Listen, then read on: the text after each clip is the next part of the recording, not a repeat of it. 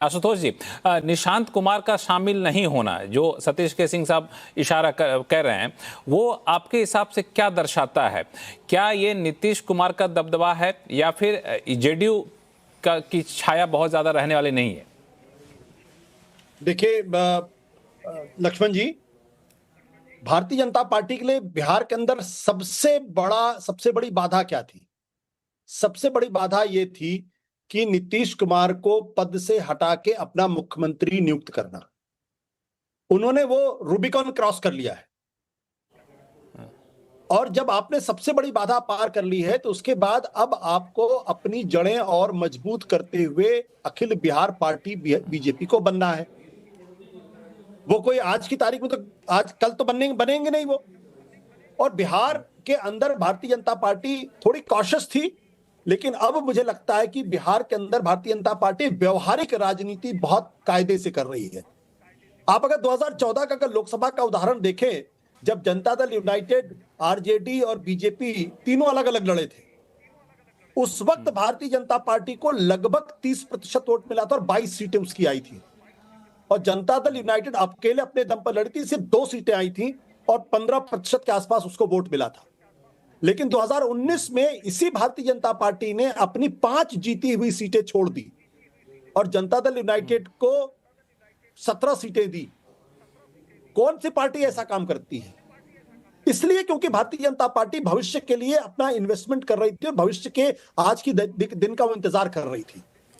तो जो भारतीय जनता, अब दूसरी बात क्या है कि भारतीय जनता पार्टी ने कर्नाटक के अंदर 2006 में उन्होंने कुमारस्वामी से बड़ी पार्टी होने के बावजूद भी कुमार जनता दल सेकुलर को समर्थन दिया, और 2008 के अंदर तमाशा बदल गया जब जनता दल सेकुलर कहीं नहीं थी और भारतीय जनता पार्टी ने अपने दम पे वहां सरकार बनाई और तकरीबन उसको 30% से ज्यादा वोट मिला था। मायावती को उन्होंने 3 बार मुख्यमंत्री बनाया और अंत में आज मायावती उत्तर प्रदेश की पॉलिटिक्स में कहां है सबको मालूम है।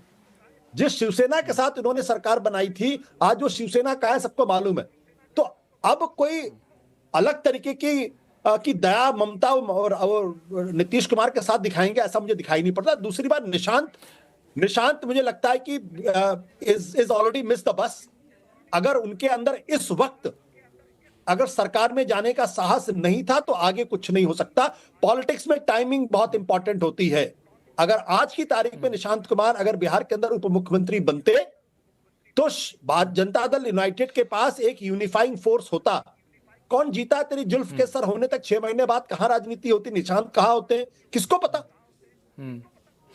यही मैं समझना चाह रहा था कि निशांत कुमार का सरकार में शामिल नहीं होना, ये नीतीश माइनस जेडीयू अब वहां पे कमजोर दिखेगा आने वाले दिनों में। जेडीयू का भविष्य कितना प्रभावशाली रहने वाला, हर्षवर्धन जी? देखिए, जो आशुतोष जी ने कहा उसमें मैं जोड़ देता हूं। जैसे राहुल गांधी प्रधानमंत्री बनने का साहस नहीं कर पाए और बस मिस कर गए, मुझे ठीक ऐसा ही दिख रहा है। अब आगे क्या होगा ये तो राजनीति है, पल पल बदलती रहती है, लेकिन मुझे लगभग ऐसा ही दिख रहा है। क्योंकि राहुल गांधी भी इलेक्टेड पॉलिटिशियन थे, ठीक है, उनके घर वाले थोड़ा दूसरी तरह से थे तो बना दिया। निशांत को नीतीश जी नहीं पसंद कर, निशांत मतलब कि वो अपने घर परिवार को नहीं पसंद करते थे। हम लोग नीतीश जी की चाहे जो आलोचना करें, लेकिन 2 चीजों पर तो करना पड़ेगा ना, कि उस आदमी ने भ्रष्टाचार नहीं किया और उस आदमी ने वंशवाद नहीं किया। अब ठीक है, लालू जी और सोनिया जी इन सबका अपने परिवार को लेकर बुलाया, वो अलग बात है, लेकिन ये सच है कि ये बड़ा शानदार अवसर था। आप जरा सोचिए, निशांत कुमार उप मुख्यमंत्री बनते, कोई ये कहता है कि अरे डर गए, कैसे कर पाते, नहीं किया था। अरे भाई, कौन कर पाता है? तेज प्रताप जी वहां मंत्री रहे भाई, तेजस्वी जब मुख्यमंत्री बने तो क्या कर लिए थे। मतलब मेरा कहने का मतलब है कि सचमुच निशांत कुमार अगर आज नहीं बने तो कब बनेंगे या बन पाएंगे, इसमें मुझे संदेह दिखता है। और मेरा ये मानना है कि नीतीश कुमार के बाद जनता दल यूनाइटेड को चला पाना नेक्स्ट टू इम्पॉसिबल है।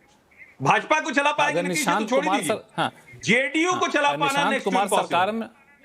हाँ, निशांत कुमार सरकार में शामिल होते तो एक एकजुटता का ध्रुव बना रहता, लेकिन वो अब नहीं रहे तो वो चला पाना काफी। हाँ, तब पार्टी को ताकत मिलती, तब पार्टी उनके पीछे कुछ हद तक खड़ी हो पाती। ये समझिए आप इसको। और मुझे इसीलिए लग रहा था कि शायद नीतीश जी को लगा होगा कि हमारी पार्टी खत्म हो रही, इसलिए वो निशांत पर सहमत हुई। मतलब ये अनुमान जो उस वक्त लग रहा था। लेकिन अब आप कहें कि अच्छा विजेंद्र यादव बड़े अनुभवी नेता हैं, समाजवादी नेता हैं, विजय चौधरी, ये सब नहीं होता है। मुख्यमंत्री होता है, उप मतलब चुप। हमारे इलाहाबाद विश्वविद्यालय में छात्र संघ अध्यक्ष हुए थे, तो उनसे किसी ने कहा तो कहा उप मतलब चुप होता है भाई, उपाध्यक्ष का क्या मतलब होता है? लेकिन वैसे ही उप मुख्यमंत्री होता है।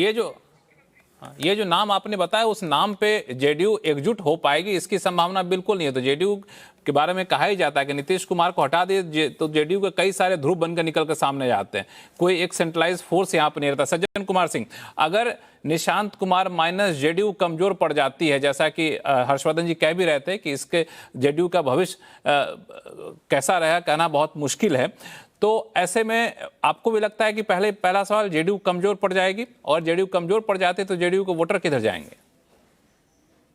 देखिए लक्ष्मण जी, ये दोधारी तलवार वाली स्थिति है। पहली बात तो ये कि निश्चित तौर पे एक इमोशनल कनेक्ट होता है एक पॉपुलर लीडर के परिवार में, जो भी हो, बेटा हो बेटी हो, ठीक है। तो निशांत कुमार के आने से एक ये रहता कि उनके नाम पे एक सहमति बन जाती। लेकिन अगर आप वास्तविकता देखें तो ये भावनाओं का जो टाइम स्पेन होता है ना, बहुत लंबा नहीं होता है। निशांत कुमार ने बिल्कुल अपनी, देखिए, सत्ता में और राजनीति में अपना रिलेवेंस बनाने के लिए आपको प्रयास करना पड़ता है। आपको चिराग पासवान से तो उनकी पार्टी छीन ली गई थी, उसमें बीजेपी और जेडीयू तमाम लोगों ने मिलकर पार्टी पशुपति पारस और बाकी लोगों के हवाले कर दिया था। लेकिन उस आदमी ने अपना एक उत्साह दिखाया, अपनी व्यग्रता दिखाई, और उनके समाज ने स्वीकार किया। निशांत कुमार कहीं से भी सरकार में आने की बात हो रही है, एक जनसंपर्क हो या कुछ भी हो, 44-45 साल की उम्र है, उन्होंने ये कहीं से दिखाया नहीं है। ऐसे स्थिति में अगर उनको आप बना भी देते तो आगे स्थिति बहुत, हाँ, थोड़ा बहुत एक सांकेतिक एकता तो होता, लेकिन उसका जमीन पे कितना बाकी समाज पे उसका असर होता, थोड़े ही दिन रहता है वो इमोशन, उसके बाद नहीं रहता। दूसरी बात देखिए, अब सवाल ये उठता है कि अगर आप जिन लोगों को अभी नेतृत्व दे रहे हैं, ठीक है, ये शिया और सुन्नी वाली बात है। शिया में होता है कि भाई उसी ब्लड लाइन का बने, और सुन्नी में होता है जो आसपास के गार्जियन काउंसिल थे वो सब बने।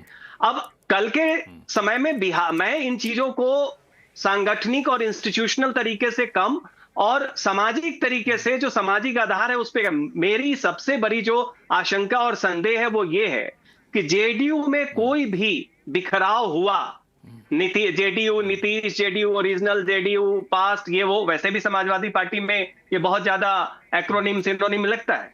अगर ये हुआ, इसका सबसे बड़ा जो खतरा बीजेपी के लिए है, जिसको बीजेपी साधना चाहेगी, कि एक तीसरे मोर्चे की संभावना, क्योंकि बिहार में, पूरे हिंदुस्तान में आप चले जाइए, उसमें बिहार उन राज्यों में है जहां अभी भी जाति आधारित नेता हैं और उनकी अपने समाज पे पकड़ है, और उनकी निष्ठा किसी विचारधारा या किसी पार्टी के साथ नहीं है, वो सत्ता के साथ रहना चाहते हैं।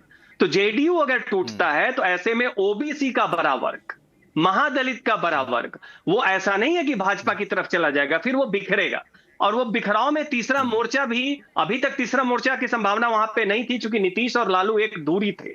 अब अगर जेडीयू, तो इसलिए जेडीयू निशांत के साथ या विजेंद्र यादव और विजय चौधरी ऐसे लोगों के साथ और बाकी नेता के साथ जाएगा, बीजेपी के लिए एक बहुत ही कॉशियस ये स्ट्रेटजी की बात है। और यही कारण है कि सम्राट चौधरी, जिनकी कोई वैचारिक पृष्ठभूमि संघ से या बीजेपी से नहीं है, ऐसे व्यक्ति को आप केवल इसलिए ला रहे हैं कि सबसे बड़ा तबका जो है बिहार का, वो पिछड़ों का, उसमें जो नेक्स्ट पॉपुलस कास्ट है यादव समाज के बाद, कुशवाहाओं का, उसका एक चेहरा दे और लव कुश समाज का एक नोशनल यूनिटी रहे और पुल फैक्टर बना रहे। इसलिए दोधारी तलवार की बात है, निशांत के साथ, निशांत के बिना। हर्षवर्धन जी कुछ ऐड करना चाहते थे?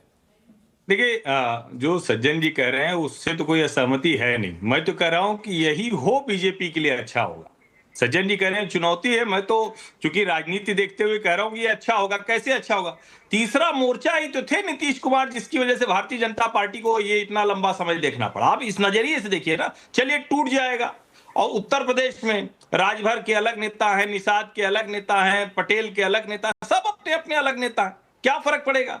फर्क पड़ता है तब जब इतनी संख्या साइजेबल हो जाए कि आपको मेजॉरिटी लेने ही न दे। जब वो छोटे छोटे रहेंगे तो उनसे बार्गेन में भी आसानी होती है। वो जाति के नेता रहेंगे। और गायब कैसे होता है जाति का नेता? वो वीआईपी वाले, क्या नाम था, मुकेश ही नाम था ना, मुकेश जो मल्लाह जो थे, वो कहां गायब हो गए? सानी। तो पार्टियां तो क्या है ना कि जब कोई बड़ी पार्टी बड़ी होती है तो वो सब गायब हो जाता है। और भारतीय जनता पार्टी अगर बड़ी होगी तो ये सब गायब हो जाएगा। दूसरा, अगर छोटे छोटे बनेंगे भी, तीसरे मोर्चे में तीसरा चौथा मोर्चा, तो बीजेपी के लिए एकदम जिसको कहते हैं सोने पे सुहागा वाली स्थिति होगी। और नहीं तो महाराष्ट्र का उदाहरण उठा के देख लीजिए, 2 एनसीपी, 2 शिवसेना, कितना सुंदर हो गया, सब अच्छा तो हो गया। तो ये एक मुद्दा है जिस पर मुझे लगता है कि आने वाले दिनों में सबकी नजरें टिकी रहेंगी। लेकिन एक मुद्दा जो तत्कालिक है कि सम्राट चौधरी क्या नीतीश कुमार की विरासत को ही आगे बढ़ाना चाहेंगे? क्योंकि नीतीश कुमार की विरासत की जब हम बात करते हैं तो इसमें कोई शक नहीं कि सामाजिक कल्याण के बहुत सारे कदम उठाए उन्होंने। चुनाव के दौरान नीतीश कुमार एक बड़े चेहरे के तौर पर उभर कर सामने आए। लेकिन इन सब के बावजूद बिहार में कई सारी चुनौतियां थीं, चाहे इन्वेस्टमेंट का चुनौती रहा हो, रोजगार के मोर्चे पर चुनौती रही हो, विकास के मोर्चे पर चुनौती रही हो, उसमें अब तेजी से बढ़ने की जरूरत थी। तो क्या यहाँ पे सम्राट चौधरी इस रास्ते पे तेजी से आगे बढ़ के नीतीश की विरासत पर चलते हुए अपनी एक नई लकीर खींच पाएंगे क्या?